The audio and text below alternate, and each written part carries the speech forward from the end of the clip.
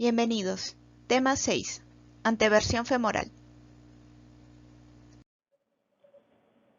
Nuestra agenda. Definición. Clasificación.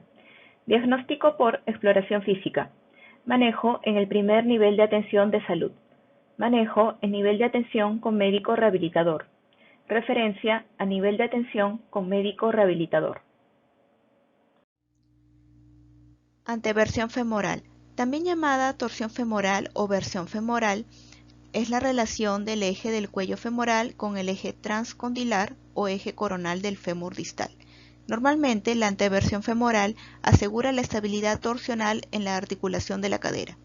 Cualquier cambio en la versión conduce a cambios secundarios en la cadera y altera la estabilidad articular.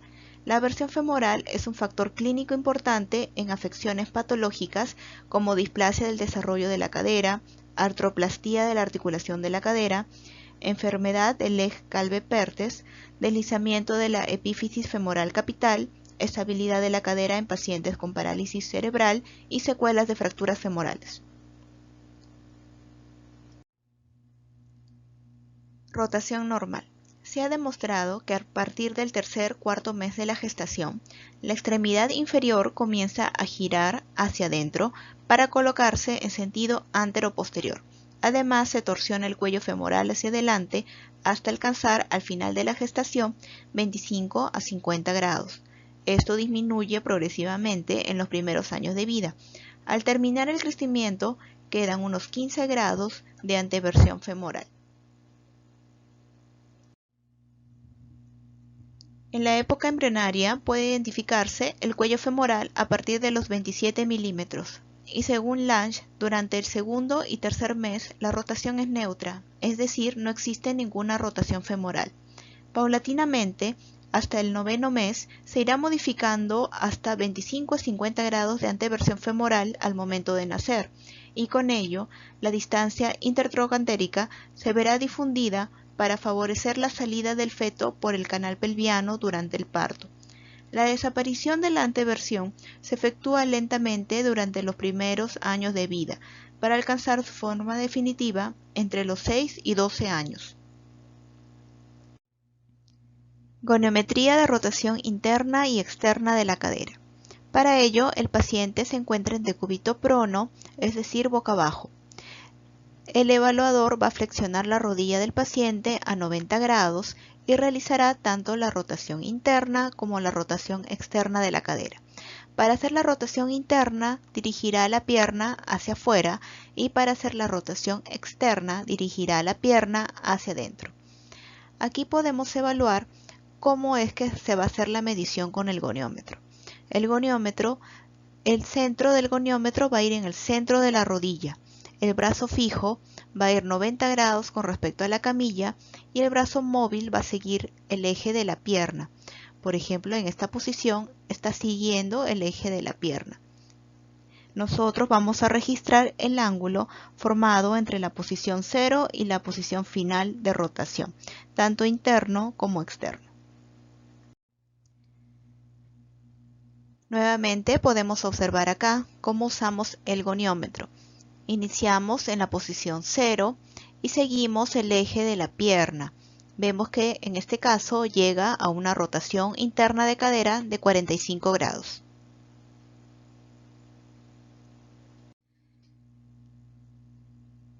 Clasificación de la anteversión femoral. Tenemos que considerar la rotación tanto interna como externa de la cadera. Para ello, se tiene que evaluar al paciente en la camilla en la posición de cúbito prono, o es decir, boca abajo. El evaluador flexionará la rodilla del paciente y hará la rotación. Si es hacia afuera, está evaluando la rotación interna de la cadera. Si lo hiciera hacia adentro, estaría evaluando la rotación externa de la cadera. Cuando hablamos de anteversión femoral, estamos hablando de una rotación interna aumentada y una rotación externa disminuida. Haciendo un paréntesis, es importante la evaluación de las rotaciones tanto interna como externa de las caderas, ya que nos permite diferenciar de otras patologías. En el caso de la rotación interna aumentada y también la rotación externa aumentada, nos está hablando de hipermovilidad articular. Esta está caracterizada por un aumento de los rangos articulares y en el examen clínico nosotros podemos evidenciar una hiperextensión de rodillas. El paciente fácilmente puede tocar el piso con las palmas sin doblar las rodillas, hiperextensión del codo, aposición del pulgar en el antebrazo y la hiperextensión del quinto dedo, más de 90 grados.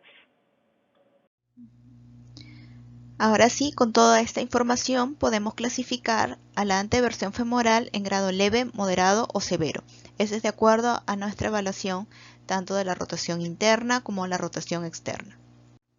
Consideramos grado leve cuando la rotación interna está entre 70 a 80 grados, moderada cuando la rotación interna está entre 80 y 90 grados y severa cuando es más de 90 grados. Nuevamente aquí, rotación interna es hacia afuera, rotación externa es hacia adentro. Si hablamos de límites normales, rotación interna en niñas un promedio de 40 grados, con un límite de normalidad entre 15 a 60 grados.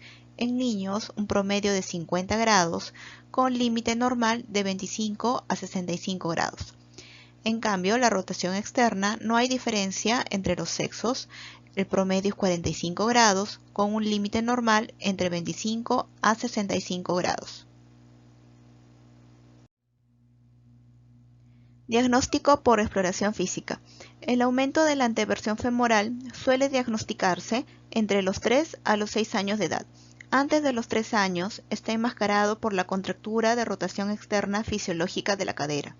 La punta de los pies dirigido hacia adentro, debido al aumento de la anteversión femoral, puede aumentar hasta los 5 o 6 años de edad y luego disminuir gradualmente. Además, también es importante saber que el aumento de la anteversión femoral no causa dolor. Observación de la marcha. Si el niño es ambulatorio, se debe observar la marcha mientras camina hacia el examinador y se aleja de él. Además, debe tenerse en cuenta la progresión del pie y los ángulos de progresión rotuliana. Estos ángulos describen la alineación del pie y la rótula respectivamente, ya que se relacionan con la dirección en la que se mueve el paciente. También hemos de valorar mientras corre. Las características clínicas del aumento de la anteversión femoral incluyen: al estar del pie, las rótulas se miran hacia adentro o medialmente, como en la figura de acá. Al caminar, los dedos de los pies y la rótula apuntan hacia la línea media, es decir, un patrón de marcha negativo.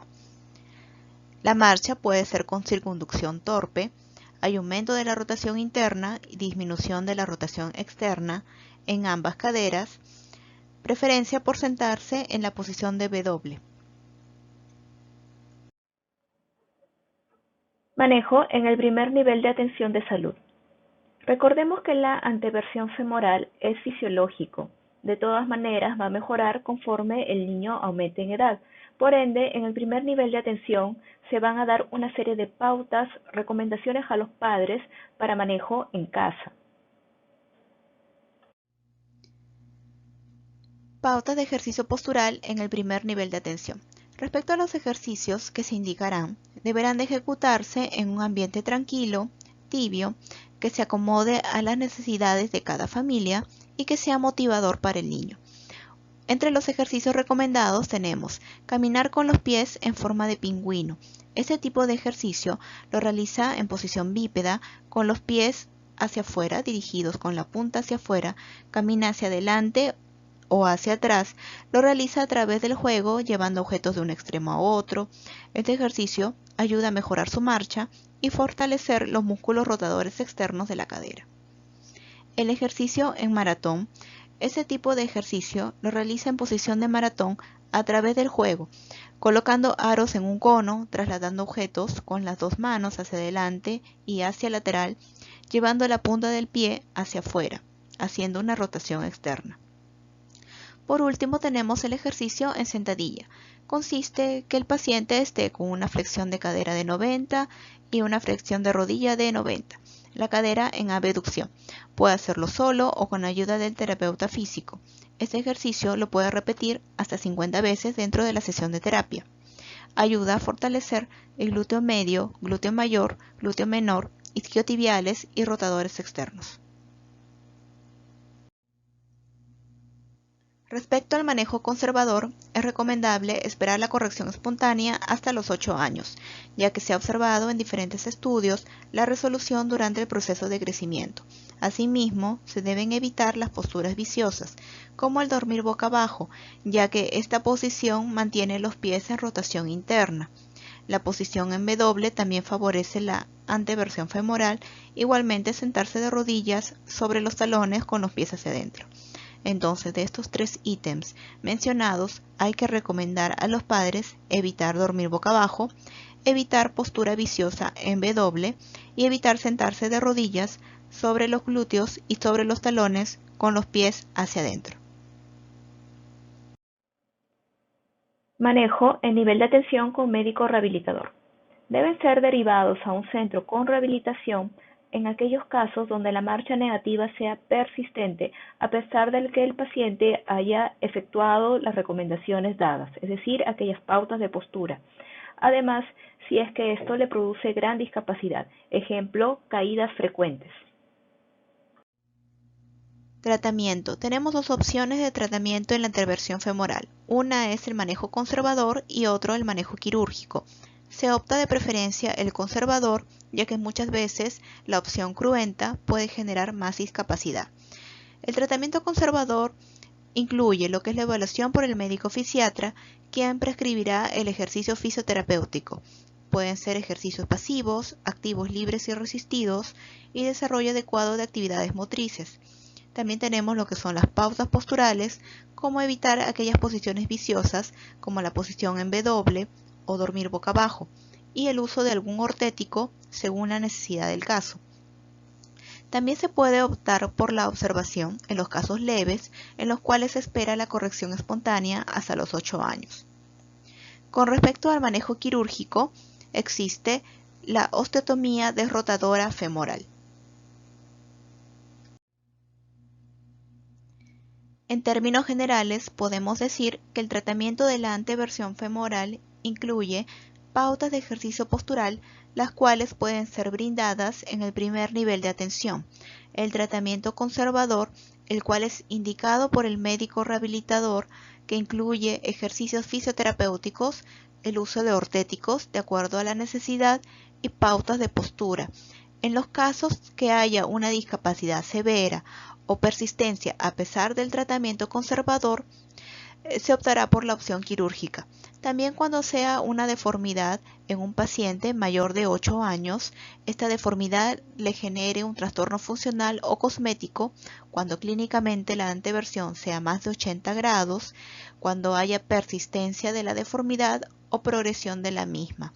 Ahí sería necesario enviar a un ortopedista pediátrico y ver la posibilidad de la opción quirúrgica.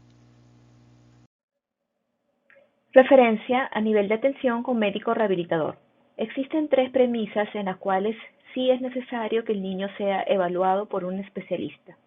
En aquellos casos donde haya caídas frecuentes, donde exista una marcha negativa persistente y cuando genere gran discapacidad, es decir, afecte sus actividades de la vida diaria. En el caso del niño, afectaría, por ejemplo, el juego. Esta diapositiva nos ayudará a diferenciar lo que ya hemos visto con respecto a la sesión anterior. El paciente con torsión tibial interna y el paciente con anteversión femoral, los dos caminan metiendo los pies, es decir, los dos tienen marcha negativa. ¿Cómo diferencio yo uno del otro? Esto es con el examen físico. En el caso del paciente con torsión tibial interna, nosotros evaluamos el signo de la plomada. A diferencia del paciente con anteversión femoral, nosotros evaluamos las rotaciones de la cadera, la rotación interna aumentada. Observamos a este paciente tiene una rotación interna ya de 90 grados, ¿no? Esto correspondería a una anteversión femoral severa. A continuación, la bibliografía utilizada durante la presentación.